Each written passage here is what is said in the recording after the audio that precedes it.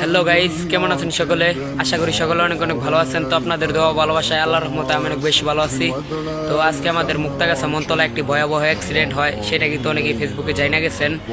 তো সেই অ্যাক্সিডেন্টে একটি শিশু বাচ্চা নিয়ে মোটমাট 5 জন মানুষ মারা গেছে। তো আমি আজকে যেই কথাটা বলবো সেই কথাটা হচ্ছে সেনজিওলা ভাইদেরকে নিয়ে। তো আপনারা রাস্তার মাঝখানে অনেক জোরে গাড়ি চালান, আরও আমাদের মুক্তাগাছায় সেনজি অনেক দুর্ঘটনা হয়েছে। একটি দুর্ঘটনা কিন্তু ভাই সারা জীবনের কান্না। তো আজকে যেই একটি বড় ঘটনাটা ঘটে গেল একটি ট্রাক আর একটি সেনজির সাথে। তো সব সেনজিওলা ভাইদের কাছে আমার একটাই অনুরোধ, আপনারা গাড়িটা একটু দেখে শুনে চালাবেন। একটা দুর্ঘটনায় শিখায় জীবন কতটা মূল্যবান। 1 সেকেন্ডের ভুল মানেই সারা জীবনের কষ্ট। তো বাঁচতে হলে আগে নিজে নিরাপত্তা থাকতে শিখো।